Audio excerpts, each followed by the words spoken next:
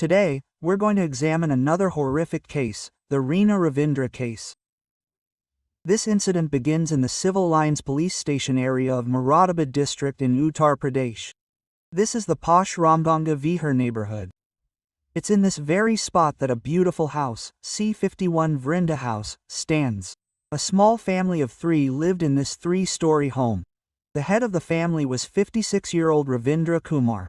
His wife was 36-year-old Reena Sindhu, and they had a daughter around 10 to 12 years old. Ravindra Kumar was a businessman. His primary residence was in Rajokri town, located in the Vasant Kunj area of South Delhi. It was ancestral property.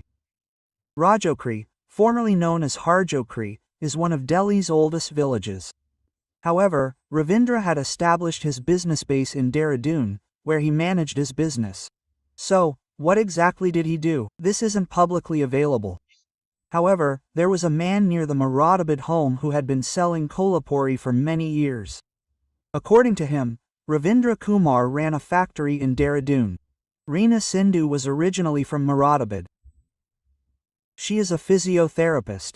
In this age of social media, Reena was also very active on the internet. She has thousands of followers. She frequently posts reels, especially reels based on film songs. According to her social media, she married Ravindra Kumar in May 2010. Previously, Reena lived in Doyawala town in Dehradun district, Uttarakhand, working as a physiotherapist. This was before 2010-11. She lived there on rent. Ravindra Kumar was her neighbor. While living nearby, they became friends. This is how they got to know each other, started talking, then fell in love, and started living together. After living together for a few months, they got married. Ravindra's business was flourishing. Reena's physiotherapy practice was also doing well. Both husband and wife were doing quite well. Then, around 2011, Ravindra sold a portion of his ancestral property in Rajokri and used the money to buy a property in Moradabad. He gifted the house to his wife. Reena, also a resident of the area, moved there when a new house was built in Moradabad. Currently, a portion of the ground floor of this house houses a beauty parlor, makeup studio, and salon. A few tenants also live in the house. The combined rental income from all the properties Ravindra owned was over 1 lakh rupees. This means that even without doing anything, he could easily earn 1 lakh rupees every month. Ravindra and Reena's daughter studied in a hostel. The rest of Ravindra's family, including relatives and brothers, lived in Delhi. Although she had a good relationship with Ravindra, they were in touch. Sometimes, Reena's mother would also come and stay at her daughter's house. In all likelihood, this family was happy and prosperous. But now something unusual began to happen. Reena lived in this house in Moradabad, while Ravindra lived in Dehradun. On June 2, the husband called his wife, not from his own phone, but from a passerby's phone. He told his wife not to try to contact or find him. He would keep his phone switched off. His car was parked in a Dehradun area. This was the last time Ravindra spoke to any member of his family. His wife couldn't understand why he was saying this. His relatives in Delhi called to check on him, seemingly casually. Only then did they discover that Ravindra had switched off his phone. Ravindra had a brother, Rajesh Kumar. When his phone also failed to connect, he spoke to his sister-in-law. Reena tells them everything. Even the brother is at a loss. Time passes slowly.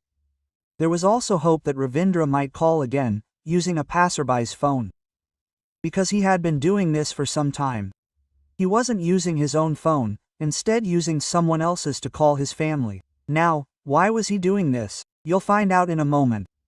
3 days later, June 5, 2025, arrived. Puri Garhwal is a district in Uttarakhand. This is under the jurisdiction of the Kortad police station. Near the 5th mile, about a kilometer before Amsore village, there's a bend in the road. The Ko River flows nearby. Some passers-by were passing by on this road when they noticed a strange odor. At first, they thought it might be some animal, but they went to the bushes near the river to look. As soon as they saw it, their souls trembled. They immediately called the police and informed them. The Courtauld police station rushed to the scene, shocked and distraught. A man was lying there. It was initially assumed he had been there for several days. The decomposition process had begun for about 3 or 4 days. The police called in the forensic team, dogs, and a squad. They also informed their senior officers. The police searched the area, hoping to find something identifiable. The man was wearing a shirt and a t-shirt. Police found a slip in his pocket. The slip indicated that the man had been staying at a dharamshala in Dehradun. The police went to the dharamshala and inquired. They learned that the man had been staying there between May 22nd and May 31st. After that, he suddenly left in his car and never returned. His name was revealed to be Ravindra Kumar.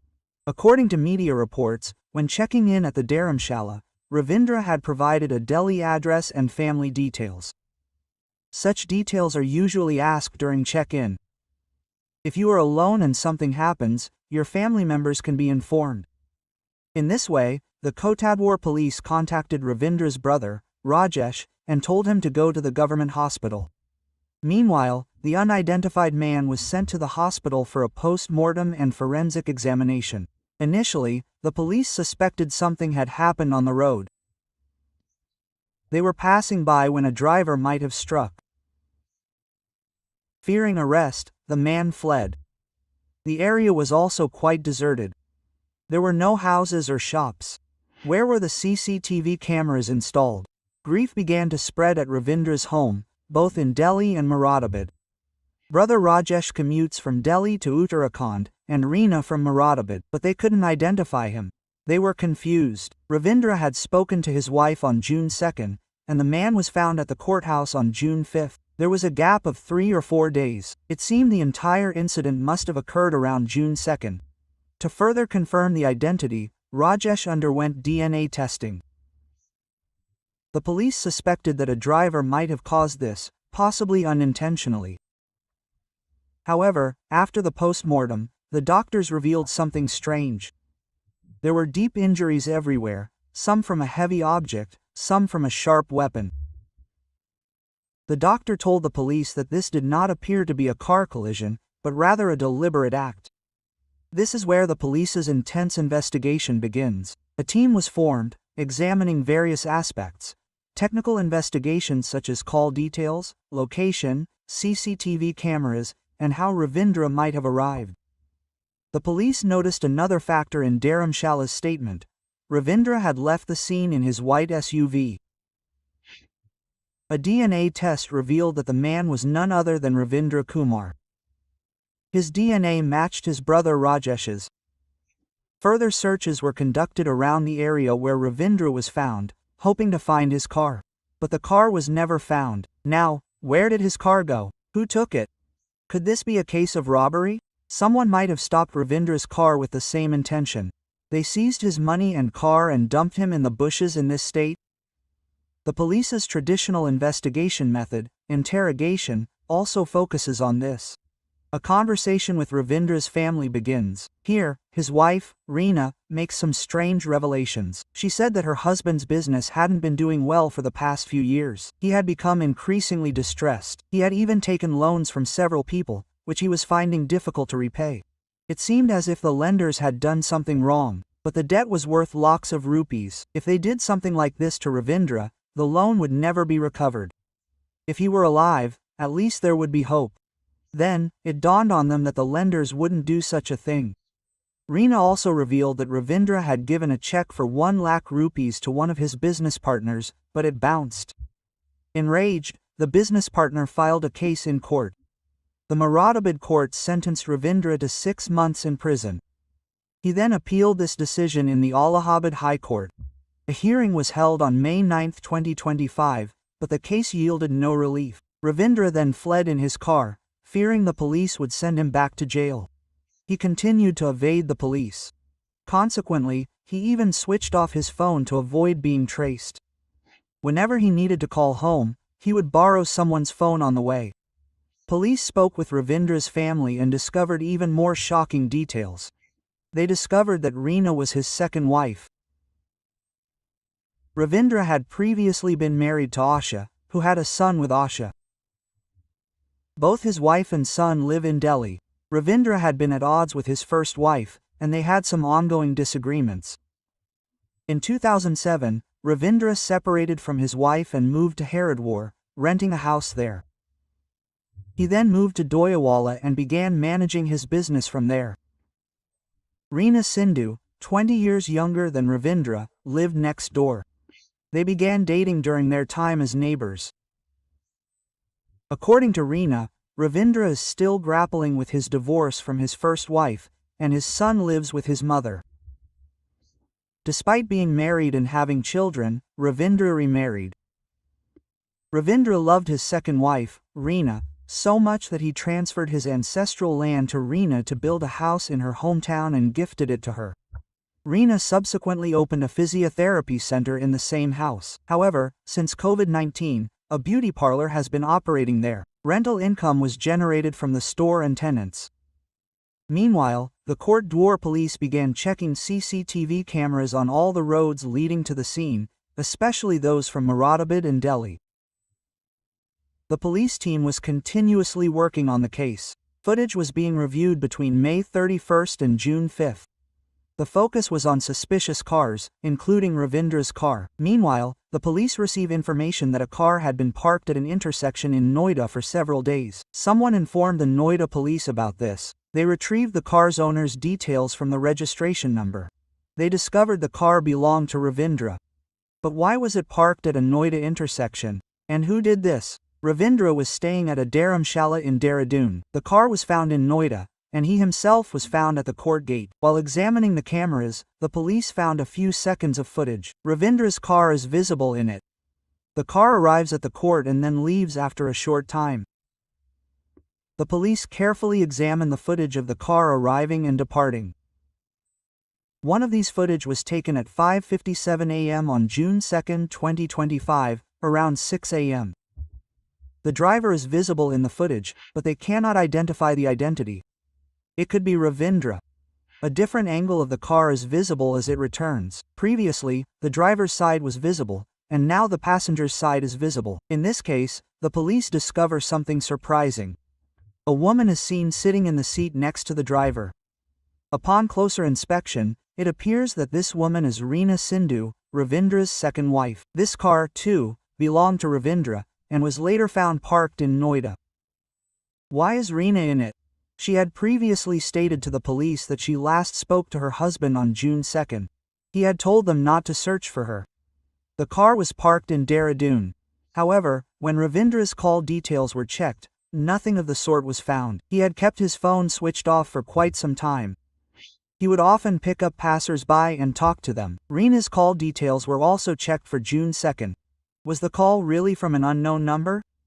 Perhaps Ravindra had made the call, but nothing of the sort is found in Reena's call details.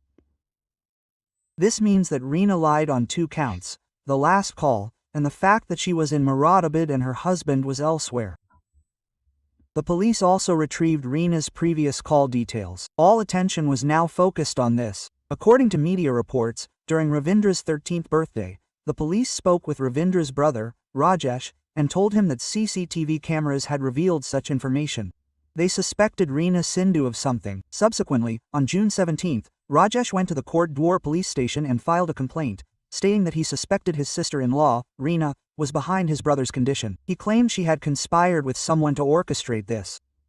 The reason for this was a long-standing rift between Reena and Ravindra. Ravindra had even mentioned this to his brother, but he thought it was normal. It happens between spouses. However, Reena's false statements raised suspicions that she was hiding something. Could this be the reason for Ravindra's condition? By the way, Reena Sindhu was constantly active on her Facebook account, sometimes posting something, sometimes resharing old posts. However, her last Instagram post was on June 3. Now, why are we telling you this? The reason will be revealed in a moment.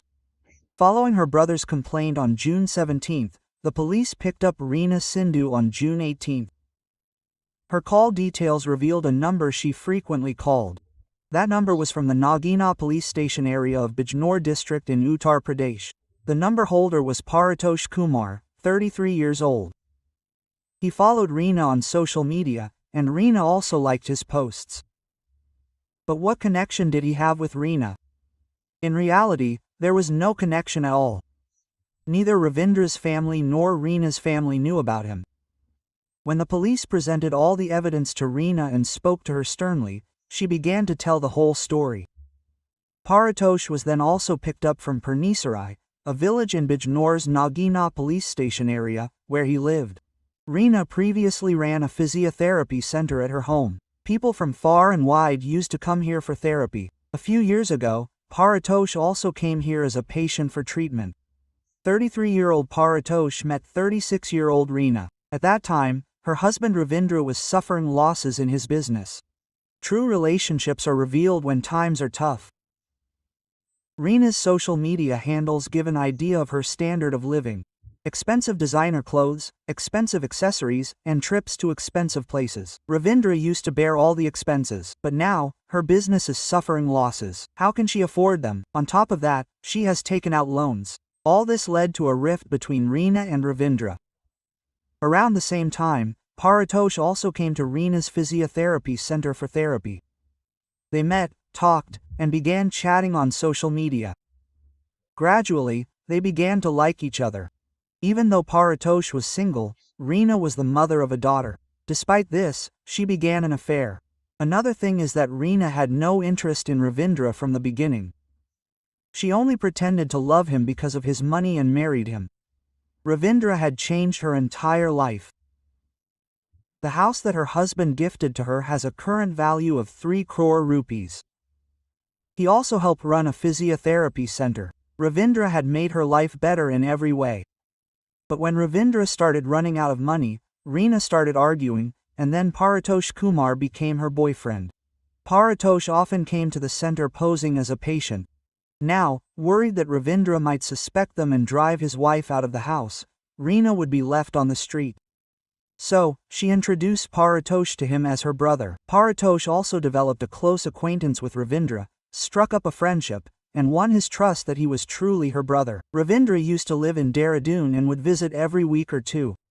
His daughter was in hostel, and Reena was alone at home. There's no stopping him like that. Paratosh began visiting her openly, sometimes posing as a patient, sometimes as a brother. Now, Reena has pushed her husband out of the way because of her affair. The matter isn't that simple. If Ravindra leaves, who will bear the expenses? A check bouncing case is filed against him. 1 lakh rupees was to be paid. Other creditors also had to be paid. He had debts running into several lakhs. Ravindra is at a loss as to what to do. Where will he find the money? One day, he tells his wife, Reena, let's sell the house in Moradabad. He'll use the money to pay off the loan so they can live a peaceful life. Don't worry. He'll work hard and make it all worthwhile. Quote, but Reena had grown accustomed to a life of luxury. She refused to sell the house, which had become worth 3 crore rupees. The property was in both their names. It couldn't be sold by just one person, both needed consent. This leads to further conflict between the two.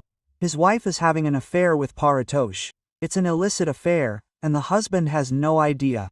Ravindra clashes with Reena daily over the sale of the house. She was preventing her husband from selling the house, which he had purchased by selling ancestral land and gifted to his wife. Reena feared that if she lost the house, she would be left with nothing. She would have to move back to a rented house and live as before. Her physiotherapy center had closed, leaving her with no source of income. However, she rented out portions of the property, generating rental income. She knew she would eventually have to sell the house. So she spoke to her boyfriend, Paratosh. He was already in love with Reena and wanted to marry her. Reena asked him to help her get rid of her husband. She would marry him in return. But how could he do such a drastic act over such a small matter? Reena further lured him by saying that after her husband's death, all the property would be transferred to her name. The house would also be hers. She would also sell some of her property and give him 1 lakh rupees. Hearing such a tempting offer, Paratosh became tempted. For days, they both plotted their plans. Then they devised a plan. Ravindra was absconding, evading the police. He had been jailed for a check bounce case. However, He occasionally spoke to his wife from someone else's phone. When he was in a dharamshala in Dehradun, he called her from there. Reena told him, "Let's go somewhere for a walk, it's been a while since we've spent time together." Quote. Then, she said, "My old patient, my brother Paratosh, has invited us to his house for dinner. Let's go together." Quote. Ravindra agreed and arrived in Moradabad in his car on May 31st. From there, he picked up Reena and took her to Paratosh's village, Pernisrai. Here, at night, Reena and Paratosh together made Ravindra drink a lot of alcohol. When he seemed to be drunk, Paratosh brought a shovel. Reena held both her husband's hands. Then the crime was carried out. The shovels were used in different places. When they thought the deed was done, they hid the body in the house. At that time, no one else was in Paratosh's house. It was just these three people: the husband, the wife, and the wife's lover. Then came the morning of June 1st. Then came night. That night, they put Ravindra's body in the trunk of his car and left. The plan was to take it to a hilly area and throw it into a ditch off the roadside. If people found out, they would think someone in the car had done something. It must have been due to robbery. The nearest hilly area came to their mind: Ramnagar in Uttarakhand. There are dense forests there. They traveled by car.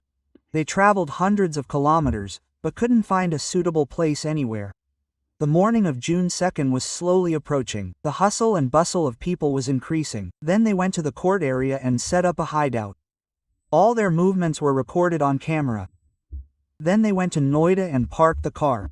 The car also had to be disposed of to destroy evidence. After that, they went to their respective homes in Moradabad and Bijnor. Reena was behaving completely normal.